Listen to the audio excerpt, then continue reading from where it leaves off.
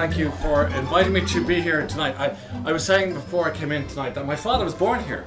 Yes, in 1936, and in Oranmore. So I feel very, very much a connection with Oranmore. Welcome home. Thanks. That's a lovely thing to say, and I really mean it. It's not one of those phony, I've always felt part of this place. I actually do, and that's very sincere.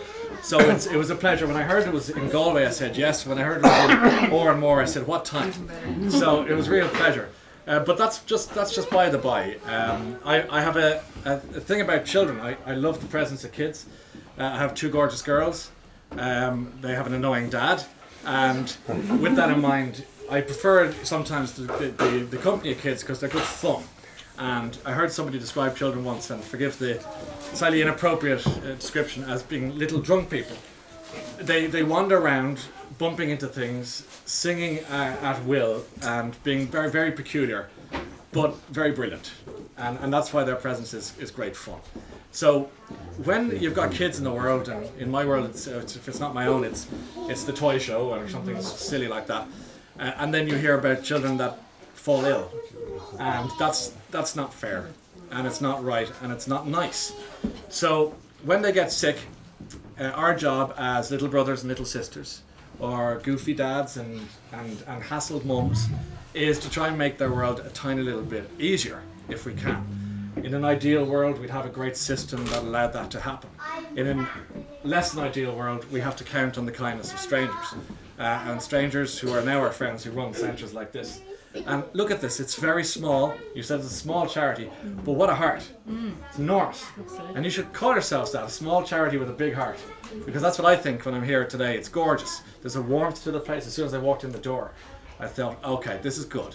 Although there's sadness, and although there's hard times, there's goodness running through the veins of this building. And with that in mind, we make the world a little easier. And make the, even right down to the bedrooms of the boys and girls when they come home from a horrible stay at hospital, they come home to this transformed room.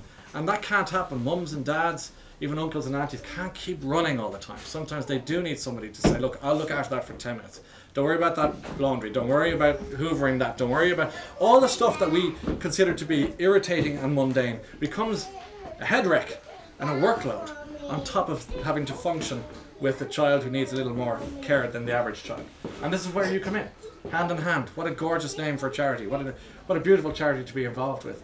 So, well, I see some government politicians here who are highly respected in the community and nationally, and you're welcome to be here. And it's important that you're here, but equally it's important that you use that great voice you have in Dublin to try and push for funding for this place. And I look forward to opening a bigger and more expanded place with a bigger ribbon, thanks to you two, who I can spot. I'm sure there are others here around the place. I just spot the two that I recognise because I've met one lady before and another lady I know before, and this gentleman I think I met before at one point. But the point I'm making is this: you have a voice, and we need you to make things happen, I think, financially for organisations like this, so that they can get bigger and more support, and hopefully that will happen in due course. In the meantime, what you have is the best you can work with, and what we need is to get people to try and raise some funds. So obviously I can't do much other than just show up, get some pictures taken, cut a ribbon, and gone. So I'm not going to pretend I'm anything other than just a guy with the scissors today, which I am. But I'm privileged to be here, and I met some of the children earlier on, and some of them are lovely. I'd say we're hitting a good 65% of those children are. You're all great. You're all great. Yeah, let's give the children a round of applause. Yay! How's that? Anyway, I'll stop now. There's nothing more boring than a speech. So everyone has to listen to a speech. The only words they're waiting for are in and conclusion. So, in conclusion, let me say thank you for inviting me back home, as I say, today. It's been a pleasure. Let's push for the funds to be raised. If you need me again, call me. And remember all the little boys and girls and the mums and dads and everyone who's so kind to be here tonight. If whenever you meet or see me again, or even if it's just on the TV, you have to look at it and say, he's my friend. Okay, because I am your friend. And anything I can do for you guys in this organisation, because it was Paula, who you know well, who got me and said, get down there and do something. And I said, damn you to hell. Of course I will. And now, ladies and gentlemen, Are we getting Sean's face? not since New Year's Eve have we had such a countdown.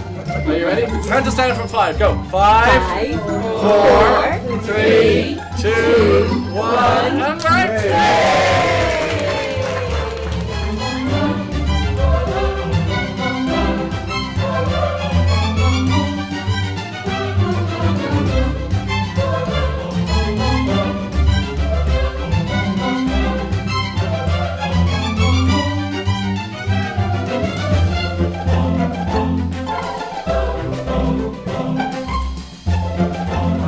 Anyone like a baby? It's one for everyone in the audience.